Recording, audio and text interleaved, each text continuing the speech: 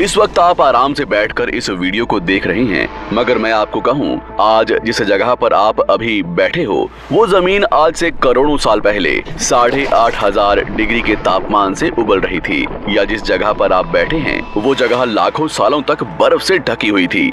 ये दोनों बातें सच हैं। इस 15 मिनट की वीडियो के अंदर आप पृथ्वी के 450 करोड़ साल के सफर को देखने वाले हैं। जिस जगह आज हमारा सौरमंडल है वहाँ विभिन्न प्रकार की गैस और धूल के बादल हुआ करते थे। वैज्ञानिकों के मुताबिक इन धूल के बादलों से दूर एक तारा हुआ करता था। वक्त के साथ साथ उस तारे की ऊर्जा कम होने लगी, जिसके कारण उसके अंदर एक विशाल विस्फोट हुआ। विस्फोट की वजह से अंतरिक्ष की ये धूल एक दूसरे से दबने लगी।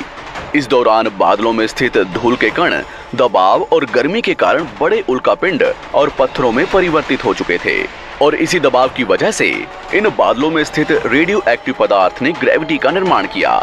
इस ग्रेविटी के कारण बीच में हाइड्रोजन और हीलियम इकट्ठा होने लगे। बीच के इस भयंकर दबाव के कारण एक विशाल विस्फोट हुआ, और इसी विस्फोट के कारण हमारे सूरज का जन्म हुआ।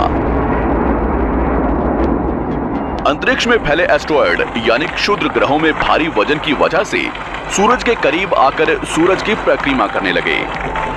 धीरे धीरे इन्हीं एस्टेरॉयड में भारी टकराव हुआ, जिसके फलस्वरूप मरकरी, विनस, अर्थ और मार्स जैसे ग्रहों का निर्माण हुआ। वैज्ञानिकों के मुताबिक उस वक्त पृथ्वी और मार्स यानी मंगल ग्रह के बीच थिया नामक ग्रह सूरज की परिक्रमा किया करता था। पृथ्वी पर ग्रेविटी होने की वजह से सूरज की परिक्रमा करने वाले एस्टेरॉयड अब पृथ्वी की परिक्रमा करने लगे, और धीरे धीरे करोड़ों सालों तक ये पृथ्वी पर गिरते रहे। और ऐसी घटना हमारे पड़ोसी ग्रह थिया पर भी हो रही थी, जिसके कारण थिया पृथ्वी के और करीब आने लगा और आकर पृथ्वी से टकराया। इस भयंकर टकराव की वजह से पृथ्वी के हिस्से कणों के रूप में अंतरिक्ष में फैल गए और एक रिंग्स की तरह पृथ्वी की परिक्रमा करने लगे। इन्हीं परिक्रमा करते हुए कणों में टकराव होने लगा, जिसके कारण हमारे चांद का निर्माण हुआ। उस वक्त पृथ्वी पर सिर्फ एक ही समुद्र हुआ करता था, और वो था 1900 डिग्री सेल्सियस की तापमान पर उबलते हुए लावे का। उबल रही थी वो सारी चीजें जिसे आज आप अलग अलग नाम से जानते हैं। वक्त के साथ साथ पृथ्वी धीरे धीरे ठंडी हो रही थी, जिसके कारण पृथ्वी के भारी तत्व जैसे धातु और रेडियो एक्टिव पदार्थ पृथ्वी के केंद्र में जाकर इकट्ठा हो गए, और हल्के पदार्थ पृथ्वी की सतह पर आ गए। लाखों सालों तक पृथ्वी पर उल्कापिंडों की बरसात हुई, और इन गिरते हुए उल्कापिंडों में जमा था नमक, मिनरल्स और पानी। करोड़ों सालों तक इन उल्कापिंडों की बरसात होती रही, और धीरे धीरे पृथ्वी की ऊपरी सतह पानी से ढकने लगी। वैज्ञानिकों के मुताबिक यही वो वक्त था जब दूर गहरे पानी के अंदर निकलते ज्वालामुखियों से पहली बार सूक्ष्म जीवों का निर्माण हुआ। लाखों सालों बाद एक वक्त ऐसा आया जब पृथ्वी की पूरी सतह पानी से ढक चुकी थी। हमारी पृथ्वी के सबसे अंदर का कोर रेडियो एक्टिव पदार्थ से बने होने की वजह से हरदम गर्म होता रहता है, लेकिन जब भी पृथ्वी की ऊपरी जमीन ठंडी हो जाती है तब पृथ्वी के अंदर की गर्मी बाहर नहीं निकल पाती, जिसके कारण ज्वालामुखियों का निर्माण होता है। और उस वक्त कुछ ऐसा ही हुआ। पानी से ढकी हुई पृथ्वी पर हजारों की तादाद में ज्वालामुखी निकलने लगे, और आने वाले लाखों सालों तक इन ज्वालामुखियों का निकलना जारी रहा, जिससे पानी के ऊपर जमीन का निर्माण हो रहा था। इस वक्त भी पृथ्वी पर वातावरण ना होने की वजह से अंतरिक्ष से उल्कापिंडों की बरसात हो रही थी। आज से लगभग 300 करोड़ साल पहले पृथ्वी पर ऐसा वक्त आया जब पृथ्वी का वातावरण लगभग स्थिर होने लगा था। ज्वालामुखी निकलने धीरे हो गए थे, और पृथ्वी का एक दिन 12 घंटे का हुआ करता था। साल बीतते गए, और धीरे धीरे ये सूक्ष्म जीव विकसित होते गए और समूह में रहने लगे। आज से लगभग 250 करोड़ साल पहले पहली बार पृथ्वी पर ऐसे जीवों का निर्माण हुआ जो जीने के लिए ये पानी के अंदर के मिनरल्स यानी खनिज पदार्थ और धूप का इस्तेमाल करते थे, और मल त्याग के रूप में ऑक्सीजन बाहर निकालते थे। इस वक्त तक पृथ्वी पर ज्यादातर ज्वालामुखी निकलने बंद हो चुके थे, और इन माइक्रोबैक्टीरियाज की वजह से वातावरण में ऑक्सीजन की मात्रा बढ़ रही थी। वातावरण में ऑक्सीजन बढ़ने की वजह से पृथ्वी का वायुमंडल बनना शुरू हुआ, और आने वाले हजारों सालों तक वातावरण में ऑक्सीजन की मात्रा बढ़ती रही। जिसकी वजह से पृथ्वी के ज्यादातर हिस्सों में ये सूक्ष्म जीव फैल गए। हजारों सालों बाद एक वक्त ऐसा आया जब पृथ्वी में ज्यादा ऑक्सीजन बढ़ने के कारण ये सूक्ष्म जीव मरने शुरू हो गए। उस वक्त तक पृथ्वी का वातावरण ठंडा होने के साथ साथ ऑक्सीजन से भी भर चुका था, जिसके कारण जमीन और वातावरण में स्थित आयरन यानी लोहे के मिनरल्स पानी में स्थित ऑक्सीजन से रिएक्ट होने लगे। और एक वक्त ऐसा आया जब पृथ्वी की जमीन आज के मार्स के जैसे लाल हो चुकी थी। वक्त बीतने के साथ साथ धरती की टेक्टोनिक प्लेट्स में दरार होने लगी, जिसके कारण पृथ्वी के अंदर का लावा जमीन की तरह कई लाखों सालों तक खुला उबलता रहा। और यही वो कारण था जिसके कारण पृथ्वी के वातावरण में कार्बन डाइऑक्साइड की मात्रा बहुत बढ़ गई और पृथ्वी पर एसिड की वर्षा शुरू हो गई। एसिड रेन की वजह से पृथ्वी का तापमान घटने लगा और तापमान इतना घटा कि पृथ्वी के ऊपर स्थित पानी बर्फ में परिवर्तित होने लगा। पृथ्वी पर पहली बार भयंकर आइस एज आया। इस वक्त पूरी पृथ्वी सफेद बर्फ से ढक चुकी थी। आमतौर पर जब धरती पर सूरज की किरणें गिरती हैं, तब जमीन उन किरणों को सोख लेती है, मगर क्योंकि पूरी पृथ्वी बर्फ से ढक चुकी थी और क्योंकि बर्फ सफेद और चमकीली होती है, जिसके कारण सूरज की किरणें धरती पर गिरने के बाद वापस चली जाती थी। इसी कारण से पृथ्वी कई लाखों सालों तक बर्फ से ढकी रही, मगर फिर से पृथ्वी के अंदर स्थित गर्मी ज्वालामुखी के रूप में निकलना शुरू हो गई और इन ज्वालामुखियों से निकलने वाली गर्मी ने बर्फ को पिघलाना शुरू कर दिया।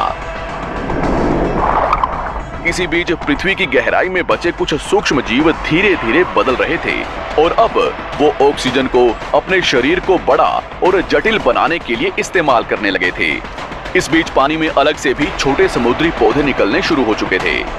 बाहर जैसे जैसे ज्वालामुखी निकल रहे थे, वैसे वैसे वातावरण कार्बन डाइऑक्साइड की वजह से गर्म हो रहा था।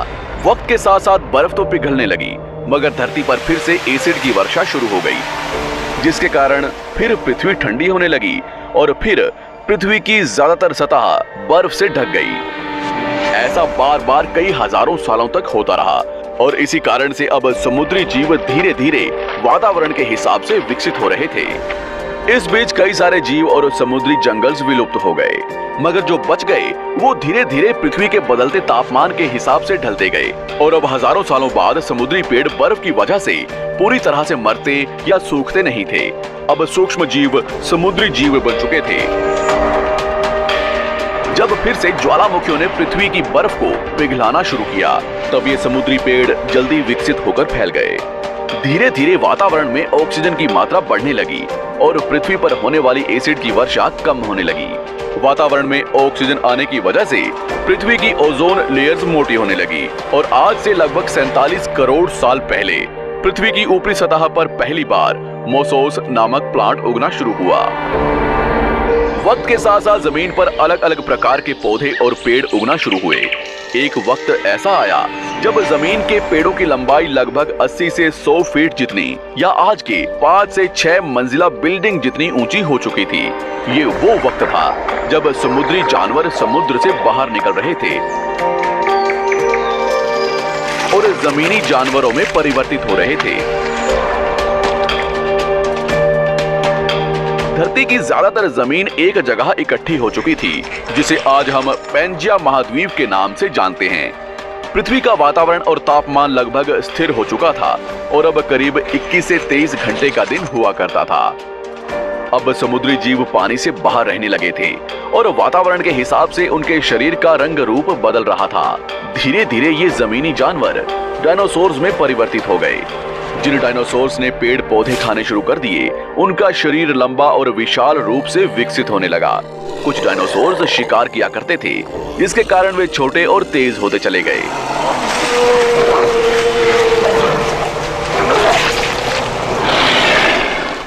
पृथ्वी की ऊपरी जमीन एक जगह इकट्ठी होने के कारण ज्यादातर जमीन रेगिस्तान और बंजर हो चुकी थी। ज्यादातर जंगल समुद्र के करीब हुआ करते थे, जिसमें डायनासोर्स रहा करते थे। आज से लगभग 20 करोड़ साल पहले पैंजिया महाद्वीप टूटना शुरू हो गया। पैंजिया के विभाजित होने की वजह से पृथ्वी की ज्यादातर ऊपरी जमीन पानी के संपर्क में आने लगी, जिसके फलस्वरूप पृथ्वी पर हरियाली बढ़ती गई, जिस वजह से डायनासोर्स और ज्यादा विभिन्न और विशाल होते चले गए। डायनासोर्स ने आने वाले लगभग 20 से 30 करोड़ सालों तक पृथ्वी पर राज किया। उस वक्त डायनासोर्स समुद्र से लेकर जमीन और आसमान तक पूरी पृथ्वी पर राज किया करते थे। इस दौरान अफ्रीका से टूटा भारत सीधे आकर आज के तिब्बत से टकराया और इस टकराव की वजह से हिमालय का निर्माण हुआ। आज से लगभग 6.5 करोड़ साल पहले पृथ्वी की तरफ आज के माउंट एवरेस्ट से भी बड़ा लगभग 4.5 लाख करोड़ किलो जितना वजनिया उल्कापिंड लगभग 80,000 किलोमीटर प्रति घंटे की स्पीड से पृथ्वी की तरफ आ रहा था। पृथ्वी की सतह को छूते ही उसमें भयंकर आग लगी और वो जलते हुए सीधा पृथ्वी से टकराया। इस टकराव से निकलने वाली ऊर्जा आज के 10 करोड़ परमाणु बम एक साथ फटने के बराबर थी। जहां ये उल्कापिंड गिरा, वहां के जानवर और पेड़ तुरंत भाप बनकर जल गए। गिरते ही पृथ्वी पर पूरी तरह धूल फैलने लगी, समुद्र में भयंकर बाढ़ आने लगी। भूकंप और आग ने पृथ्वी को जलाना शुरू कर दिया। कुछ ही घंटों में पूरी पृथ्वी के वातावरण में हानिकारक गैस और धूल की वजह से पृथ्वी नर्क हो चुकी थी। डायनासोर्स घुटन, आग और भूखमरी से पूरी तरह विलुप्त हो गए। इस वक्त हमारे पूर्वज जमीन के अंदर रहा करते थे, जिसके कारण वो इस विशाल प्रलय से बच गए। पृथ्वी का वातावरण पूरी तरह से काला और अंधेरा हो चुका था, जिससे धूप भी जमीन तक नहीं पहुंच पा रही थी। पृथ्वी के पेड़ और ज्यादातर जानवर विलुप्त हो गए।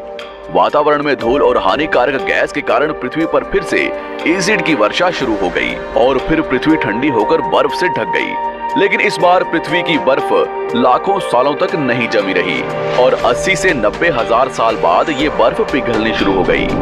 जैसे ही धरती पर वातावरण फिर से पहले जैसा होने लगा, वैसे ही ये छोटे जीव जमीन से बाहर आना शुरू हो गए। उस वक्त पृथ्वी की बर्फ पिघलनी शुरू ही हुई थी, जिसके कारण अफ्रीका में घने ठंडे जंगल हुआ करते थे और इसी बीच ये जमीनी जीव बंदरों में परिवर्तित हुए। मगर जैसे जैसे पृथ्वी गर्म होने लगी, वैसे वैसे अफ्रीका के ये जंगल सूखने लगे। जंगल की चीजें खाने वाले बंदरों को खाने की कमी होने लगी। खाने की तलाश में इन बंदरों ने अपने पैरों पर चलना शुरू कर दिया, जिससे उन्हें दूसरे जानवरों के शिकार करने में मदद मिलती थी। धीरे धीरे बंदर एप्स यानी वानर में परिवर्तित हुए।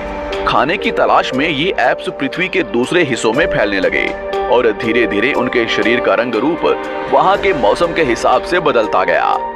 वक्त के साथ साथ हम आदिवासी बने। हमने हथियारों से लेकर आग का आविष्कार किया। हम धीरे धीरे इंसान के रूप में विकसित हुए।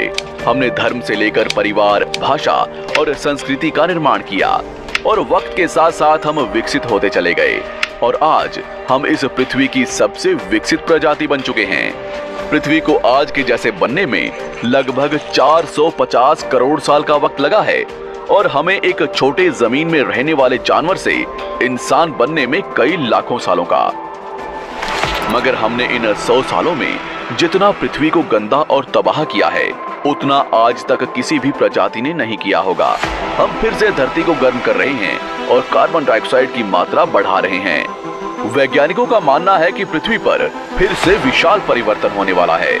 भविष्य में पृथ्वी कैसी होगी, जानेंगे हमारी अगली वीडियो में।